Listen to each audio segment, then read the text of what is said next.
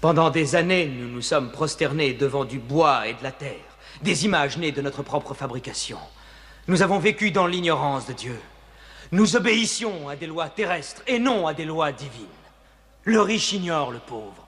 Et la bonté naturelle de l'homme, qui le pousse à relever son prochain quand il vient à tomber, est considérée par eux comme un geste qui trouble l'ordre social.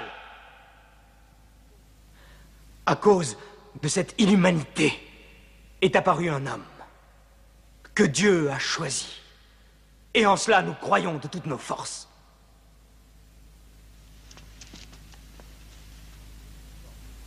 Tu t'emportes. Je te prie de reprendre tes esprits.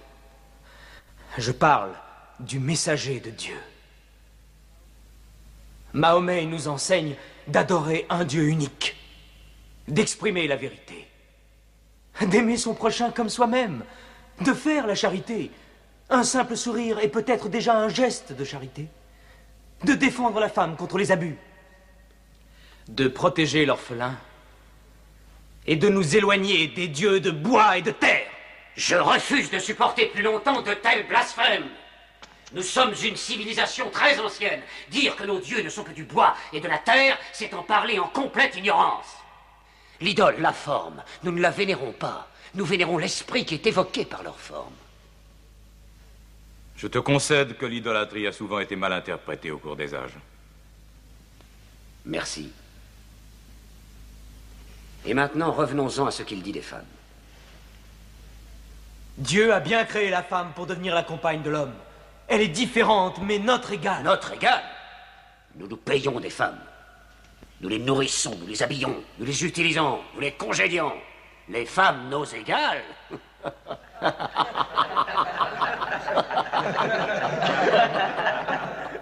Quand Dieu a créé l'homme, il a conçu un mâle et une femelle. Amra, je te demande de respecter en toute femme le ventre qui t'a porté. Pourquoi tes 300 dieux ont-ils la langue si liée, alors qu'un Dieu unique a une telle éloquence? Dieu nous a déjà parlé par le passé, en s'adressant à Abraham, à Noé, à Moïse et à Jésus-Christ. Pourquoi être surpris quand Dieu s'adresse à nous par l'intermédiaire de Mahomet? Qui t'a appris ces noms? Ils sont tous mentionnés dans le Coran. J'ai connu Mahomet à l'époque où il gardait ses moutons. Et nous savons que le Christ était charpentier. Les paroles du Christ et les paroles de Mahomet sont semblables aux deux rayons d'une même lampe. Il te mente. Il renie le Christ. Toi-même, tu adores 3 dieux, dit-on. Le Père, le Fils et le Saint-Esprit. Qu'as-tu à dire du Christ? Ils disent que Dieu ne peut avoir de fils. Le Christ n'est pas le Fils de Dieu. Parle-moi du Christ. Eh bien, nous disons du Christ ce que le prophète nous a enseigné. Dieu a insufflé le Saint-Esprit dans le ventre d'une vierge appelée Marie qui a conçu le Christ, l'apôtre de Dieu. L'apôtre, tu as entendu, et pas le Fils.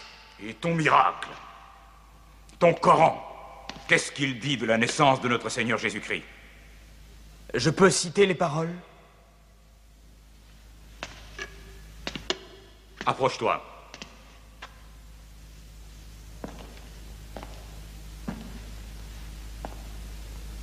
Au nom de Dieu clément et miséricordieux. Raconte dans le livre l'histoire de Marie.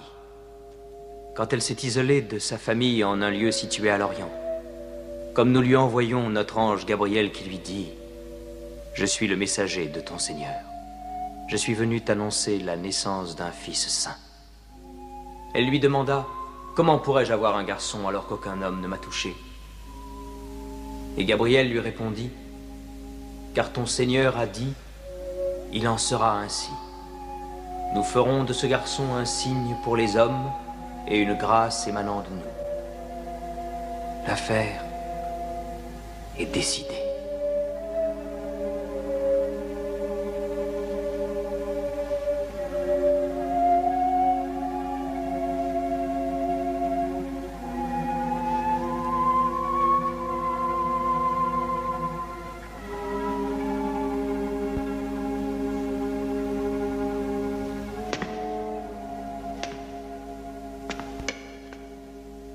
Finalement, la différence entre nous et vous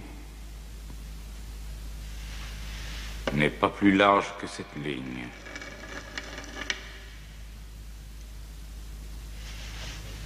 Contre une montagne d'or, je ne te les livrerai pas.